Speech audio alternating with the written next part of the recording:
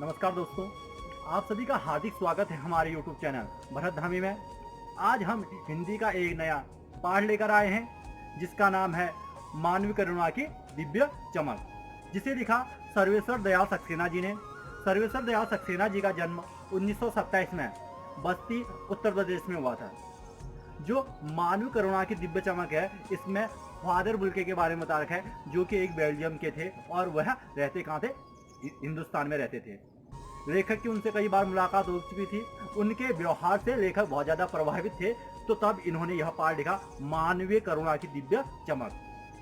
जो father Bulcke थे, उनका शरीर लंबे, भूरी दाढ़ी, आंखें नीले, और वह एक साधुओं की तरह रहने वाले व्यक्ति थे। लगता था कि वो देखने से तो ऐसे लगते थे कि वह साधु है, लेकिन वो वास्तविक रूप से साधु नहीं थे, क्योंकि वह प्रत्येक व्यक्ति से अपना रिश्ता हमेशा बनाते थे, और जिस व्यक्ति से वह रिश्ता बनाते थे उसे कभी तोड़ने नहीं देते थे।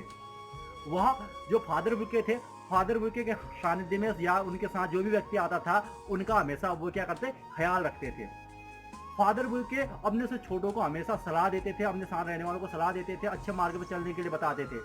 फादर बुल्के जो थे, वह एक बहुत अच्छे इंसान थे। कहा जाए तो कि वह दूसरे देश के होने के बाद भी वह इंडिया में रहकर हिंदुस्तानी, पूर्ण हिंदुस्तानी थे। फादर बुल्के का जो जन्म हुआ था, वह बेल्जियम में हुआ था। उनकी जो जन्मभूमि थी बेल्जियम थी, लेकिन जो उनकी कर्मभूमि थी वह इंडिया थी। इंजीनियरिंग के अंतिम वर्ष में थे, वो इंजीनियरिंग कर रहे थे, अंतिम वर्ष में थे, तो उस समय उनके मस्तिष्क में आया, उनके दिमाग में आया कि संन्यास लिया जाए।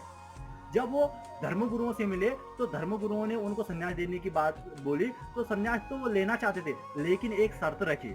उन्होंने कहा कि मैं संन्यास लूंगा, उसके पश्चात मैं हिंदुस्तान जाऊंगा, भारत जाऊंगा, भारत में मैं आगे की अपना जीवन व्यतीत करूंगा।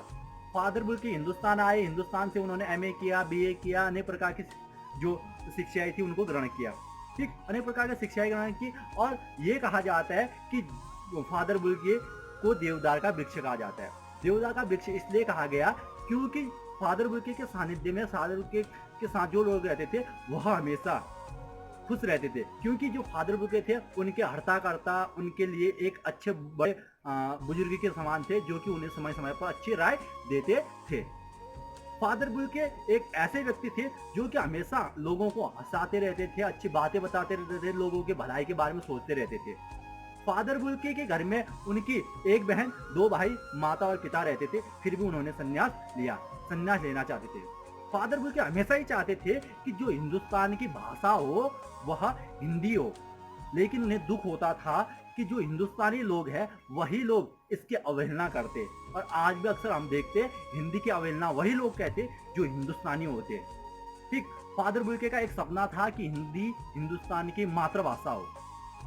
वह हमेशा ही इस पे काम करते रहते थे, लोगों को बताते रहते थे, लोगों से मिलते रहते थे कि हिंदी को आगे बढ़ाना है, हिंदी को ये करना है। ठीक है, तो ये इनकी महानता है।